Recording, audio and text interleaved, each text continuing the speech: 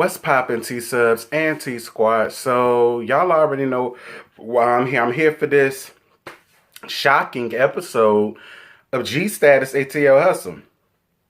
I won't expect them to come on until, whenever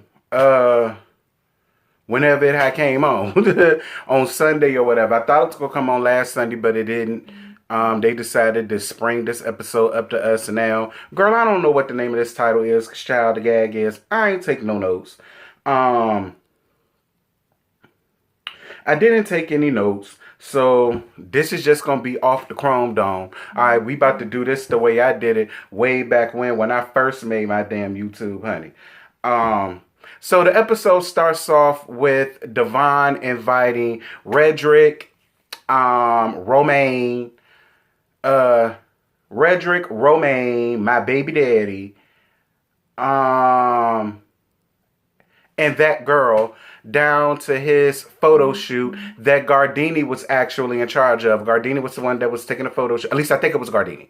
That was taking the photo shoots for his up-and-coming tasting that he has going on. Child, Gardini got a lot of hats, honey. And they always say that she ain't nothing but a boosting ass scammer that scammed her way into the Chase the Reality franchise and scammed her way into Lauren's business and now I don't know how true that is, and I like Gardini, so I'm not gonna give Gardini much. Listen, Gardini, work ain't honest, but so long as it's paying your bills, bitch, who am I to sit up and throw salt in your game? Shout out. And shout out to Devon. One thing that we cannot say about Devon is that mama girl ain't on her business. Y'all can say whatever y'all want about Devon. Call him any type of messy or delusions of grandeur or whatever it is that y'all want to call him. But mama girl is about her business. And that's why I rocks with Devon personally. I'm all here for somebody that can dibble and dabble in a mess, but can still do what the hell it is that they need to do. So I'm all here for it. He invites all of them out to, the tasting that he has going on and this, that, and this. And then the conversation switches over to that girl, Devon. I don't give a damn about that. Or I'm not about to sit up here and talk about her. Girl, it is what it is. I'm lying. That wasn't how the episode started. The episode started with Devon being down to some rooftop place that's supposed to be his venue for his tasting, and he invited our guy and Rhetoric to come down and see about it. I like Rhetoric. I like Rhetoric in full regalia, and I like him as just a boy. He's pretty either way. So I'm all here for Rhetoric. And what I love about Rhetoric is a lot like me. He's not about all of the drama, controversy, and mess, especially dealing with these dusty ass gay girls, honey. He don't mind supporting nobody that's supporting theyself. And that is a great quality to have. So I'm all here for Rhetoric. I'm here for all things Rhetoric. Now Rhetoric, I'm gonna tell you what I won't here for. I won't here for you trying to make no date with my baby daddy. You understand me? I like you, but I'll bust you upside your head over my baby daddy. You understand me? But baby daddy said that it really won't no date to him. It was just more so, hey, let's grab about to eat. Let's see if we vibe. Let's see if, the inside is just as beautiful as the outside. And maybe then, we can pick up and see where things can go. We're going to get to that in a minute. So then we see Tremel and his homeboy that's a part of the Corporate Mouth. Shout out to the Corporate Mouth. They was interviewing. I can't think of the man's name. I remember his name being Terry, but I can't think of his last name. Charge it to my head, not my heart, Terry. Shout out to you. Anybody who knows Terry, he's a musician, he sang or whatever. Go on ahead and hit him up, show him some support, and shout out to Tremel for making his bag of doing this coin and getting these interviews, and I'm trying to see what else. So then we get down to seeing Sherrod down to this fashion show. The look that they showed with that shirt and that fanny pack or whatever the hell it was supposed to be on that shirt, I won't hear for it. It won't my judge. I ain't like it, but it was the white pants for me. That shirt was a dud. I really wish they would have showed the first look that Sherrod showed us on his Insta story, and I'm gonna put it over here.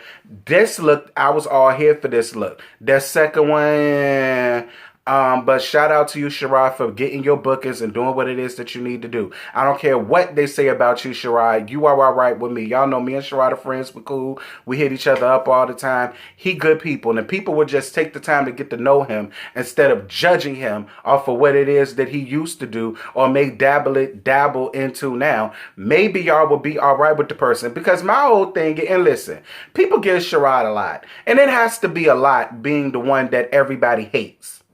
You understand me? It has to be a lot being amongst a group of people where everybody seems to have a problem with you in somehow, some way.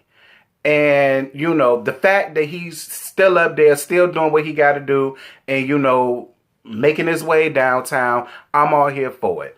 Going off of memory here. So,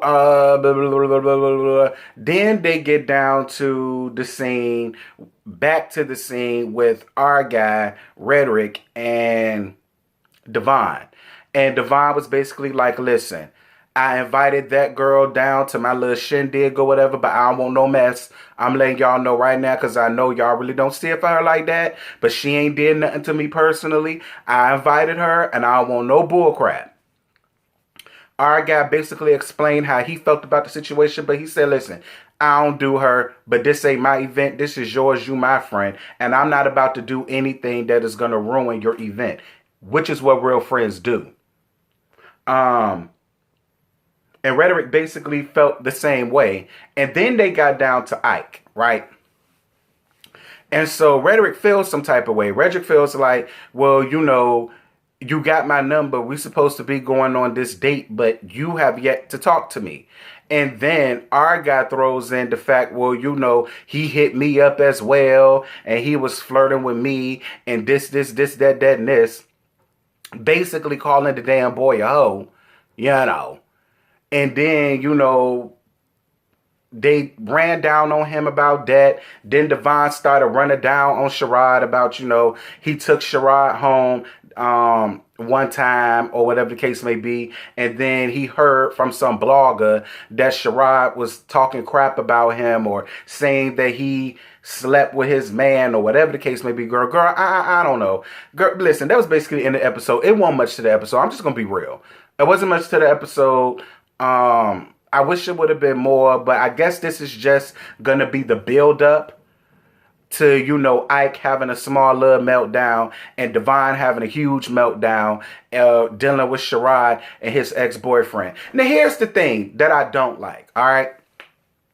Because there was a lot of things going on, a whole bunch of activity, a whole bunch of foolala going on, you know, down to the social media streets, dealing with G status. You have so many people going live. You got people dropping receipts. You got people doing this, people doing that. First of all, let me get this Ike thing situated. All right.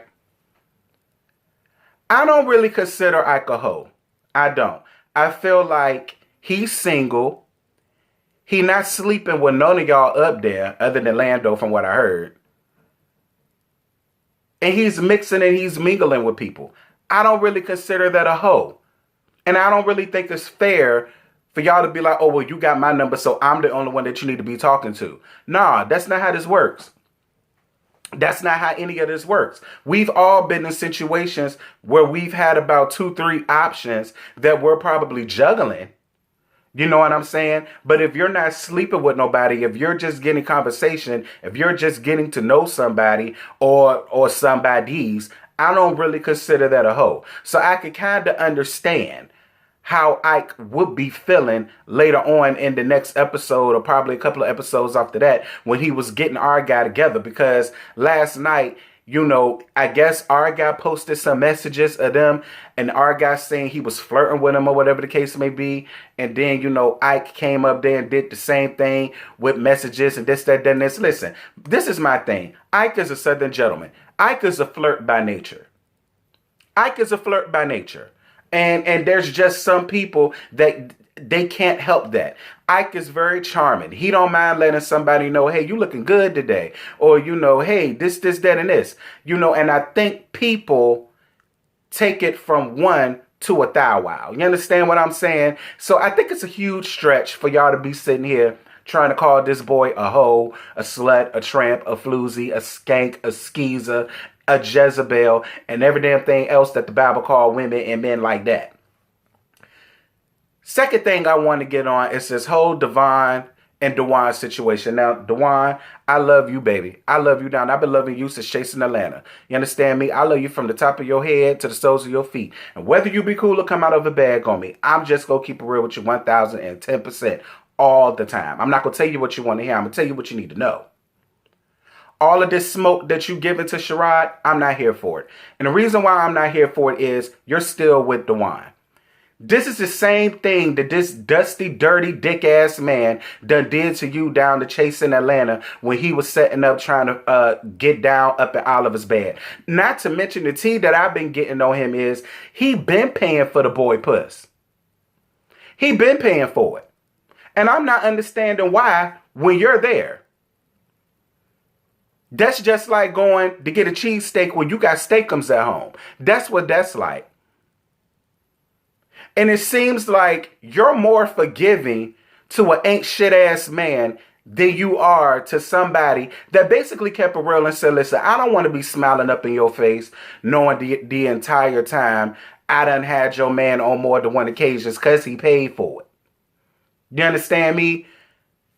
And listen, stop trying to sit here and act like y'all don't know what it is that Sherrod does for his money. Okay? Sherrod never came up here and lied about his occupation. Everybody knows what it is that Sherrod did, do, has done, still doing, may still be doing in the future. I really hope you don't. But and me and Sherrod will talk about that later. But all of this slut shaming and this, that, and this, I mean, it's a read, but it's a lazy ass read. It is. It's like if he was working at McDonald's and you'd be like, shut your burger flipping ass up. Like, girl, that's a lazy read. Ain't no thought go into that. That ain't no real punchline. Ain't nobody gonna be, he said you flipping burgers, it's just lazy. It's lazy. And you still with him. So where's the consequences? Why should he change his actions? He knows at the end of the day, you're still going to be with him. I mean, I don't know. Look, Devon, I love you. I love you. Please don't take this as me running down on you. I'm not taking sides here. I'm Karen Hooger. Okay, I'm Karen Hooger. I'm very neutral in this situation. I understand both sides. Trust me, I understand both sides. I just want you to give Dewan just as much fever, if not more, because he's the nigga that's laying down with you every night. He's the one that y'all living together. That's the person that you're sharing the bills with and sharing the house with and sharing your vagina with. Okay? And with the way they say he running around town, daughter, I really hope you go down to the nearest center and please go and get yourself checked out, child. You know, the Center for Disease Control is in Atlanta for a reason. You understand me? Because something tells me that Dewan is a walking petri dish of all kind of STDs. I'm just going to be real. I'm just going to be real, Devon. I'm going to be honest with you. I'm not going to sugarcoat it. Because I like you. I'm going to be real. And I hope if the shoe was on the other foot and my man was doing that to me, that one of y'all would be saying the same damn thing to me, whether I want to hear it or not. But y'all, that's really all I got. I ain't got no more to give you. Like I said, last night was giving a whole lot of. It really was. It was giving a whole lot of. Listen, the stuff that was going on IG was more entertaining than the episode. I'm going to be real. But, yeah, we need to do better. We need to do better. But, yeah, that's all I got. I ain't got no more to give you. Y'all drop down in the comments. Y'all let me know what y'all thought about last night's episode. Let's get the discussion popping. And I see y'all later tonight when I make a small little appearance down to the Prelude on Scotty by Nature TV channel. I'll be there. Also, I think the Come Up Miami comes on tonight too. It's Wednesday, so I think that comes on tonight at 8:30. So that's good. I'll probably have some time to get that video out to y'all tonight before I do the Prelude. If not, it'll be up there to you tomorrow. Love y'all. Drive safely. Bye. What you're given, that's how we live it. Don't be mad at the system, it's simply how we've existed. I hear a lot of people talking like they politicians and choose to be an accountant because it's safe in the business.